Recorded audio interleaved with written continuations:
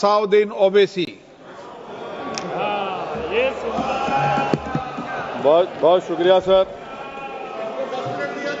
Speaker sir, मैं ये वक्फ तरमीमी bill की मुखालिफत में खड़ा हुआ हूं। किसी एक शायर ने बड़ा अच्छा कहा था, जब भी ज़मीर और ज़र्फ का सौदा हो दोस्तों, जब भी ज़मीर और ज़र्फ का सौदा हो दोस्तों, कायम रहो हुसैन के इनकार की तरह। सर, ये वक्फ तरमीमी बिल भारत के गयूर मुसलमानों के ईमान पर, इबादत पर एक हमला है। नरेंद्र मोदी की हुकूमत ने इस मुल्क की सबसे बड़ी अक़लियत के खिलाफ एक ऐलान जंग कर दिया, और ये जंग ना सिर्फ मेरे जिस्म पर है, बल्कि मेरी आज़ादी पर, मेरी समाजी और माशी मार्जिनलाइजेशन पर है, मेरी शहरियत पर है, मेरे मदरसे, मस्जिदों, खानखाहों को और दरगाहों को निशाना बनाया जा रहा है।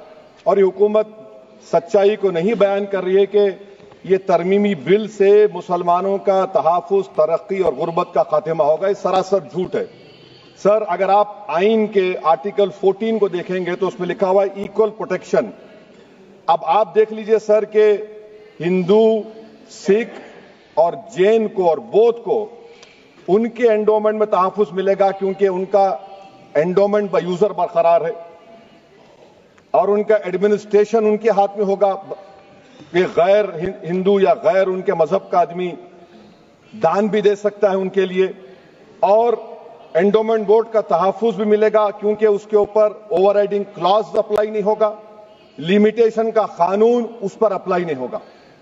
उसके बरक्स ऑपोजिट आप देख लीजिए, मुस्लिम वक्फ को वक्फ बाय यूजर निकाल दिया गया। एक मुस्लिम वक्फ की जायदाद पर कब्जा होगा, लिमिटेशन लगेगा तो जो एनक्रोचर है, जो खाबिज है, वो रातों रात मालिक बन जाएगा और एक गैर मुस्लिम वक्फ बोर्ड को एडमिनिस्टर करेगा। ये आर्टिकल 14 के इक्वल प्रोटेक्शन का वायलेशन। अब आर्टिकल 14 में सर इक्वालिटी बिफोर लॉ भी है, और उसका कैसा वायलेशन हो रहा है कि कोई आर्बिट्ररी स्टेप नहीं ले सकता और कोई भी ऑफिशियल किसी भी तरीके से गलत आर्बिट्ररी फैसला नहीं लगा। यहां पर आप एक डेजिग्नेटेड ऑफिसर को रखकर वो फैसला लेगा कि ये जायदाद वक्फ की है, गवर्नमेंट की है। क्या ये प्रिंसिपल्स ऑफ नेचुरलिटी के खिलाफ नहीं है, जिसका तकर्रुर एग्जीक्यूटिव करती है? ये हमारे theory of separation of powers, Bharat के आइन का बेसिक स्ट्रक्चर का हिस्सा है। क्या इसका वायलेशन नहीं है? सर, आर्टिकल 25 का वायलेशन कैसे है कि आप मुसलमानों से वक्फ बाय यूजर छीन रहे हैं और फिर आप कर्ब कर रहे हैं वक्फ वाल औलाद को, मगर वहीं पर दूसरे धर्म के मानने वालों को उनके मजहब पर चलने की पूरी इजाजत है। लफ्ज जो आर्टिकल 25 में इस्तेमाल हुआ सर, वो इक्वली एंटाइटल्ड, यहां पर मुसलमानों के इक्वल एंटाइटल्ड नहीं हो रहा। अभी हम गृह मंत्री का, वजीर दाखिला का यहां पर उनका हमने तकरीर सुनी, यहां पर वो ये कहते हैं, वजीर दाखिला, शायद वो कटमुल्ला की जबान ना कह दें, वजीर दाखिला कहने पर वजीर दाखिला ने अपने बयान में कहा कि बोर्ड और काउंसिल जो होगा वो माने वक्फ इस्लाम से अलग है। सर, अगर ये बात सच है आपकी, तो फिर आपको यह कानून बनाने की जरूरत ही नहीं है। आप एक नॉन स्टैट्यूटरी बॉडी बना दीजिए। ये जो कानून बन रहा है ना सर, ये आर्टिकल 26 इसका सोर्स है, और आर्टिकल 26 जब इसका सोर्स है तो आर्टिकल 26 का ABCD क्या कहता है कि रिलीजियस डिनोमिनेशन को अपने मजहब के अफेयर्स खुद चलाना, मूवेबल इमूवेबल प्रॉपर्टी को लेना और एडमिनिस्टर करना। जब हिंदू धर्म को, बौद्ध धर्म को, सिखों को यह राइट दिया गया है, तो आप कैसे मुसलमानों से छीन रहे हैं? तो यह आर्टिकल 26 का ग्रेव वायलेशन है। तो सर, अब वक्फ बाय यूजर का मामला देखिए, मिनिस्टर साहब ने कहा कि एंक्रोचमेंट हो रहा है, 17,000 एंक्रोचमेंट हुए हैं। तो यही नरेंद्र मोदी की हुकूमत ने 2014 में उस वक्त के मंत्री ने एक Waqf properties eviction of unauthorised occupants bill को इंट्रोड्यूस किया। आपने विड्रॉ कर लिया 2024 में उसको। क्यों विड्रॉ किया सर आपने? जब आप मान रहे थे कि एंक्रोचमेंट हो रहा है तो आपने बिल को विड्रॉ कर लिया। अच्छा सर, अब वक्फ बाय यूजर को आपने निकाल दिया, माने कंडीशन क्या लगाए कि अगर उसमें डिस्प्यूट होगा और गवर्नमेंट प्रॉपर्टी होगी। सर, डिस्प्यूट तो है। मिसाल के तौर पर मोहिबुल्लाह साहब जिस मस्जिद के इमाम हैं, पार्लियामेंट के सामने मस्जिद है सर, 123 प्रॉपर्टीज में मस्जिद है, डिस्प्यूट चल रहा है, कल कलेक्टर या डिस्ट्रिक्ट ऑफिसर बोलेगा कि भाई साहब ये गवर्नमेंट प्रॉपर्टी है, स्टिकर लगा दिया जाएगा, मस्जिद बंद गवर्नमेंट प्रॉपर्टी हो गई, होगी ना सर। अब ये बताइए, आप जब से यहां पर पूरे बीजेपी रूलिंग पार्टी हमको ज्ञान दे रहे हैं कुछ नहीं होगा, कुछ नहीं होगा, मैं दलील के साथ बता रहा हूं आपको। ये मस्जिद दिल्ली गवर्नमेंट बोलती हमारी है, वक्फ दिल्ली वक्फ बोलता हमारी है, तो सर वक्फ बाय यूजर, अगर मैं अपनी गवर्नमेंट के खिलाफ वक्फ बोर्ड वक्फ बाय यूजर इस्तेमाल नहीं करेगा तो क्या है सर। अच्छा, ये अमेंडमेंट जब हो जाएगा तो मुझे कहने दीजिए सर, सिर्फ प्राचीन मंदिरों की हिफाजत होगी, मस्जिदों की नहीं होगी। अब सर आप आ जाइए, अगर डिस्प्यूट मेरा एंशिएंट मॉन्यूमेंट से वक्फ का, एक मिसाल दे रहा हूं, दिल्ली में 172 वक्फ प्रॉपर्टीज एएसआई कंट्रोल में है, मैं तो हार ही गया वो, क्योंकि मेरे पास डॉक्यूमेंट नहीं है। आप कह रहे हैं कि डॉक्यूमेंट चढ़ाओ, अगर मेरा गवर्नमेंट से डिस्प्यूट चल रहा है मैं तो क्लेम ही नहीं कर सकता, क्योंकि आप जज बनेंगे, आप ही फैसला करेंगे, और जब तक आप फैसला नहीं करते वो वक्फ की प्रॉपर्टी नहीं होगी, वो प्रोविजन डाल दिया आपने। अच्छा, अगर मेरा डिस्प्यूट एंक्रोचर से होगा सर, तो एंक्रोचर में तो आपने तो 107 को डिलीट कर दिया, आप रातों रात खाबिज को, एंक्रोचर को मालिक बना रहे हैं। सर मैं ये पूछना चाहता हूं आपके जरिए हुकूमत से, एक मुंबई में एक बहुत बड़े दौलतमंद है, खोजा बरादरी का यतीम खाना था, उन्होंने 2004 या 5 में 22 करोड़ में खरीद लिया। वो केस सुप्रीम कोर्ट में, क्या आप उनको मालिक बनाना चाहती है लिमिटेशन एक्ट अप्लाई करके? हमको बताइए, हम जानना चाह रहे हैं। और सच्चर कमेटी ने सर 2007 में कहा कि दिल्ली के 123 प्रॉपर्टीज की मार्केट वैल्यू 6000 करोड़ की। आज हम 2025 में आ गए, क्यों आप उन प्रॉपर्टीज के खिलाफ पड़े हुए? 1976 में उस वक्त के वजीर आजम इंदिरा गांधी लेटर लिखा, इसको आप दे दीजिए, मगर आप उसको मानने को तैयार नहीं है। तो सर और एक जो झूठ फैलाया जा रहा है, management, empowerment, efficient development. Sir this bill takes any management from the hands of Muslims, disempowers the waqf in comparison to any other stakeholder, takes away the efficiency of administration and hampers development. Waqf disempowerment in the name of efficiency, inefficiency is being created. The progress of development from pre-independence till today is sought to be destroyed. Sir अभी हमारे home minister साहब ने फजल पुकाया case का जिक्र किया। Sir मैं आपसे गुजारिश करूंगा कि होम मिनिस्टर जरा अच्छे लोगों को रखकर इंफॉर्मेशन ले, फजल पुकाया का ऑबिटर क्या है? इट इज ऑबिटर, वो रेशो डेसेंडेंटाई नहीं है जो आपने कहा है। अच्छा सर, शेड्यूल ट्राइब के बारे में कहा, क्या शेड्यूल ट्राइब में मुसलमान नहीं होते? शेड्यूल कास्ट में नहीं होता मुसलमान, शेड्यूल ट्राइब में मुसलमान होता तो क्या आर्टिकल 25 मेरा चला गया, आर्टिकल 26 चला गया, आर्टिकल 14 चला गया, 15 चला गया, 29 चला गया? लक्षद्वीप का एक मुसलमान एमपी है, क्या उसको राइट नहीं है क्योंकि ट्राइबल है? क्या कह रहे हैं आप? इस ऐवान को क्यों गुमराह कर रहे हैं आप शेड्यूल ट्राइब के नाम पर? सर और एक चीज जो आपको बता रहा हूं सर, अब आप जब आर्टिकल 26 से मेरा सोर्स है, तो आप सेंट्रल वक्फ काउंसिल में 22 में से 10-11 आप नॉन मुस्लिम को बना सकते हैं, रिलीजन न्यूट्रल आपने कह दिया, और आप बनाएंगे, क्यों बनाएंगे आप? स्टेट वक्फ बोर्ड में 7 नॉन मुस्लिम होंगे और 4 मुसलमान, क्यों होंगे?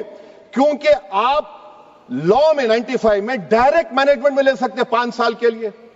आप वक्फ बाय यूजर को आप कलेक्टर डिस्ट्रिक्ट ऑफिसर बोलेगा ये वक्फ की प्रॉपर्टी नहीं है, तो वो वक्फ बोर्ड खामोश बैठ जाएगा, कुछ एक्शन ही नहीं लेगा, क्योंकि वो आपके प्यादे हैं। अच्छा, जब आप नॉमिनेट करेंगे सर मैं मोदी गवर्नमेंट के खिलाफ नो कॉन्फिडेंस ला सकता हूं, मगर वक्फ बोर्ड का चेयरमैन जो नॉमिनेट होगा उसके खिलाफ नो कॉन्फिडेंस नहीं ला सकते, हम बिल्कुल नहीं ला सकते। क्या मजाक है बताइए आप? ये डेमोक्रेसी है। नॉमिनेट भी स्टेट गवर्नमेंट करेगी, वो अगर डिक्टेटर बन जाएगा जैसा आज भारत में हो रहा है तो वो भी नहीं हटेगा। कम से कम यहां पर तो इलेक्शन है, वहां पर तो आप 5 साल झेलते रहो उसको। अच्छा सर, अब ये जो क्लॉज 11 और क्लॉज 9 आप 16AA से देखिए, where the qualification of the members of the board has been limited only to 3 categories contained in 14(1)(c). Intention is very clear that the majority is to be packed with non-Muslims. So who will defend my interests, sir? If I cannot depend on the state waqf board, central waqf council, which are going to comprise non-Muslims, this in itself is a clear violation of Article 26, 14 and 15, sir. अच्छा sir, CO पहले 95 act में था कि word मुस्लिम, आपने गायब कर दिया उसको। अरे आखिर क्यों इतनी नफरत है आपके लफ्ज मुसलमान से? अच्छा फिर क्या कह रहे हैं आप कि ये भी आर्टिकल 26 का वायलेशन है। सब जितने हिंदू धर्म के प्रॉपर्टीज है, सिख धर्म के हैं, बौद्ध के हैं और आपके जैन के, वहां पर उन्हीं के मजहब का ऑफिसर होगा। और कहां पर नहीं होगा? वक्फ बोर्ड में। Waqf board is a pure religious institution, इसको समझने की जरूरत है। तो आप ये कर दे रहे हैं सर। अच्छा सर आप देखिए, अब आप आ जाइए ये ट्राइब्यूनल पर। मुझे समझ में नहीं आया सर कि हमारे होम मिनिस्टर वजीर दाखिला ने क्या कह दिया कि 2013 में 2013 का जो कानून है वो नहीं बनता तो हम नहीं लेके आते।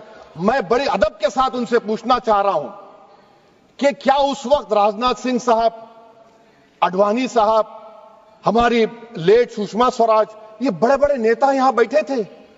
आपने यूनानिमस उस कानून को पास करवा दिया। कीर्ति आजाद थे उस वक्त, अब यहां बैठे हैं वो टीएमसी में। तो क्या आप गलत थे या वो गलत थे? हमको बता दीजिए, आप बता दीजिए। क्योंकि अगर अडवाणी आपके लिए बहुत बड़ा नेता है, मेरे लिए नहीं हो सकते, आपके लिए आपने पद्मश्री दिया उनको। मोहतरमा सुषमा स्वराज की जबरदस्त तकारीर का मैं कायल हूं। वो बैठकर उस 2013 को यूनानिमस पास कर दिए। मुझे कंफ्यूजन है कि क्या अमित शाह, नरेंद्र मोदी बड़े हैं या अडवाणी बड़े हैं? आपके लिए आप तय कर लीजिए। अच्छा सर, आपके tribunal sir, railway Clements tribunal, NGT tribunal, income tax, वैसे 14-15 ट्राइब्यूनल है। हिंदू एंडोवर का ट्राइब्यूनल, सबका अपील नहीं होती, रिव्यू होता है। गृह मंत्री सरकार कह रही है कि नहीं रोक दिए, रोक लगा। कैसे रोक लगाते हैं? रिव्यू और अपील में तो फर्क होता है ना सर। आप ही कह रहे हैं कि पूरे कोर्ट्स में बैकलॉग है और आप अपील कर रहे हैं। अच्छा सर, रिटायर्ड डिस्ट्रिक्ट जज 95 में सिटिंग डिस्ट्रिक्ट जज था, जो एडमिनिस्ट्रेटिव कंट्रोल था सीजीआई साहब, उसको निकाल दिए। अच्छा सर, अब आप अभी हमारे मंत्री साहब ने कहा trust, sir Shri Sai Baba trust 2004, वो ये कहता है जो ऑफिसर उसमें काम करता है उसको साई बाबा का डिवोटी होने चाहिए और उसको डिक्लेरेशन लिख के देना पड़ेगा। यहां पर हो रहा तो यहां पर क्यों नहीं हो रहा? अच्छा सर, आप फिर देख लीजिए, ये आपका हो गया सर। हां, अब अमित शाह साहब ने सेक्शन 2A के बारे में कहा और उन्होंने इस बात का इकरार कर लिया कि दाऊदी बोहरा के लिए यह बनाया गया है। मगर मैं आपके जरिए से गवर्नमेंट से पूछना चाह रहा हूं, आपने तो उस प्रोवाइजो में दाऊदी बोहरा का नाम ही नहीं लिखा। आपने उनको भी थैंक यू कर दिया, उनका नाम क्यों नहीं लिखा आपने? और सर, और गवर्नमेंट क्या कर रही है? आप मुस्लिम समाज में जो बेकार किस्म के लोग हैं उनको एक रास्ता बना रहे हैं, एग्जिट दिखा रहे हैं कि तुम्हें वक्त से बचना है तो तुम्हें ट्रस्ट बना लो। ये क्या कर रहे हैं सर आप? कम से कम उन दाऊदी बोहरा को आप दे देते। अच्छा sir, clause 3V section 36 clause 18 देख लीजिए। Oral waqf, oral appointment has sought to be discontinued even though it is recognized practice in Islam. Muslim personal law is recognized oral waqf and 1937 Shariat Application Act. Sir आप clause 3(9) पर आ जाइए। 5 साल के लिए मुसलमान। मैं किरण रिजिजू से पूछना चाहता हूं, सर दाढ़ी रखे तो मुसलमान प्रैक्टिसिंग है या क्लीन शेव आपकी तरह है? तो बताइए हमको, प्रैक्टिसिंग क्या होगा? अच्छा, किसी को पकड़ के मॉब लिंच कर दिया और बोले कि JSR का नारा लगाया, और वो JSR का नारा लगाया तो क्या मुसलमान रहेगा? नहीं रहेगा। या फिर देश के प्रधानमंत्री ने कहा था कपड़े देखकर पहचानो, तो क्या कपड़े देखकर आप कह देंगे? अच्छा, अगर कोई क्रिश्चियन हिंदू धर्म कबूल करता है तो क्या वो मंदिर को नहीं दे सकता प्रॉपर्टी?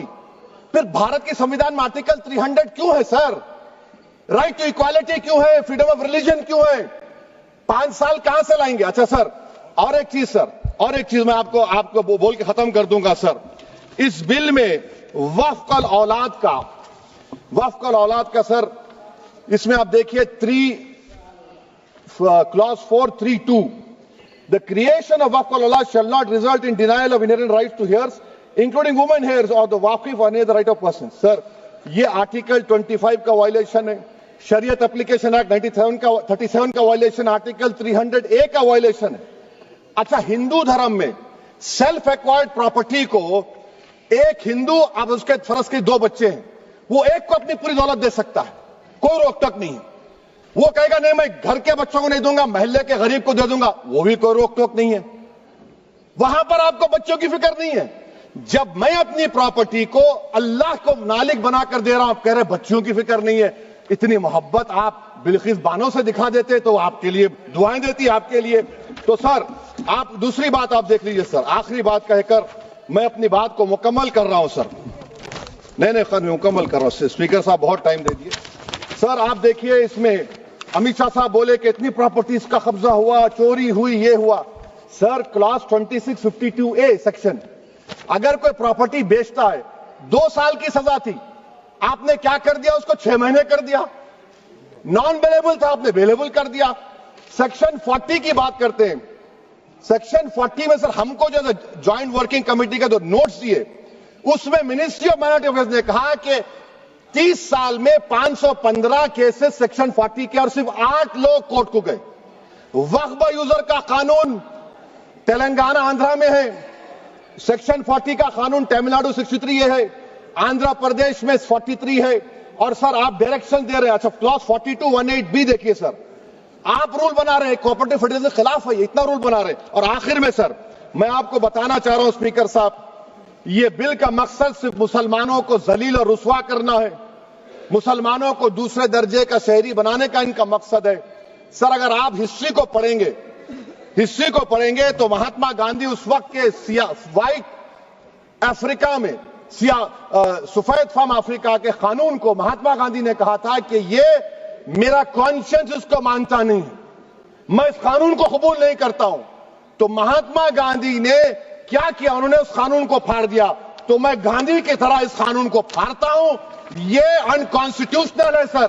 इस देश में झगड़े पैदा करने का काम बीजेपी करना चाहती है मस्जिद और मंदिर के नाम पर, इसीलिए मैं इसका कंडेम करता हूं। और मैं आपसे गुजारिश करता हूं कि मैंने अपने 10 अमेंडमेंट दी हैं, आप इसको कबूल करिए सर, मुझे बोलने का मौका दीजिए और उस पर डिवीजन का मैं डिमांड भी करूंगा। Thank you sir.